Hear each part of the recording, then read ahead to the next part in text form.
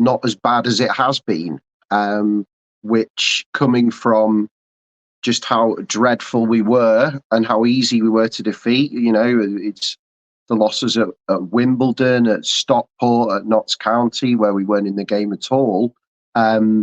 We are moving in the right direction. Unfortunately, we're starting from miles away from where we should have been. So I'm not always the most patient or positive of fans, but I am trying to be realistic about where we are as a football club and where we need to go. So much is dependent on January, as we keep coming back to. However, there are some huge games coming up before that. And I think looking at the table, you look at Salford away on Boxing Day is a huge game. To see them struggling as badly as they are, firstly, that's fantastic for everyone in football. But it is now a big, big game. And if we're going to break our away duck, there's nowhere better than there. I'm sure that everybody would love Salford to get relegated.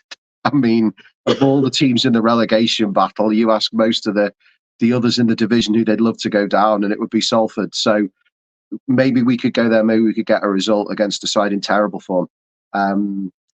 Yeah, and I mean, Colchester again. There are sides that are bad in this league. We just need to make sure that we're better than two of them. Forget talk of playoffs, which is outrageous. Even forget talk of the top half. If you offered me 19th or 18th at the end of the season, I would absolutely take that where we are. We have to realise that we are still in a serious relegation battle. We still have some players who are not as good as we would like. And we wasted a quarter of the season on a manager who was not up to it. We needed a reality check. Perhaps we got that yesterday. If I'm trying to be really positive, it could be a blessing in disguise. We're still not a good team. We still need to fight for every point. Not just that Salford game on Boxing Day that's a big one, by the way. It's Harrogate away in between Christmas and New Year, which is huge as well. Harrogate did win on Saturday, so they've pulled a little bit further clear of Tranmere, but that gap is only 6 points up to Harrogate in 16th place. So as you rightly say, it's dragging teams back into it that you want to try and do. And Tranmere can certainly do that with some of the games that they've got coming up over what is going to be a huge, huge festive period, starting with that Swindon game next week. And Swindon's form has been a little bit patchy of late, as I say, got a bit of a tonking at the hands of Barrow at the weekend and have now dropped to 12th place in the table. We'll give that Swindon game a full preview, obviously, when the news show comes out within the week, but the good news for that game is that Turnbull will be back and refreshed. Davis, we expect, will be back. So that defence will have a little bit more leadership within it, which is a good thing, even though a lot of people have been critical of both those players and their performances this season. It's no coincidence that when their form did improve, Tranmere's results improved. Certainly they have on home soil. So that is a bonus to get them back, and hopefully a little bit of rest will do a couple of the other players in the squad a bit of good as well. When I say rest, I mean another week without a game before what is that hectic festive period. Yeah, and hopefully Turnbull's good Wiltshire boy, hopefully he'll have a point to prove against his local club.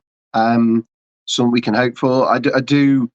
Our record, as we all know, is abysmal against Swindon. They are a proper bogey team, a team that we've all seen win regularly at Prenton Park. But not again have a very mixed season, but at the moment I'd take a mixed season. I'd certainly take 12th in the table. Yeah, who knows? I would say one thing, having looked at the stats, is that since Nigel took over, even on an interim basis, we've only lost once at home against Doncaster. So our home form has actually been very good under Nigel. There's absolutely no reason why we can't win that game. Again, looking slightly further ahead, to say things will change in January. Well, they need to, because I think January's run of fixtures are tough. We say we're bad away from home. Most of the games are away, and at home we're playing Notts County. Again, a side with more money than us, more upward momentum than we have, although a few blips of late. So, yeah, the great imponderable is always going to be how much money we have to spend. We know that Mark Palios likes to budget for a kitty in January to spend. He used to do it under Mickey. It's one of my great bugbears that Tranmere, even under Mickey when we got promoted, the understanding was we would be rubbish for the first half of the season, but that's okay because we got money to bring in players, and it worked when we got promoted out of League Two because we signed some good players in January and we turned things around. But I don't know why we have to be so bad at the start of the season on the understanding that things will improve in January. This time they have to improve in January. Again, as the consequences of relegation would be absolutely horrendous for the club. But I do feel that since Nigel's taken over, we all have a lot more hope that we can avoid being in that bottom two. And I would say as well, they're going to wear my hypocrite's hat with pride. I've been one of those people calling for an extra promotion place from non-league for a long time. Quite glad we don't have that this season.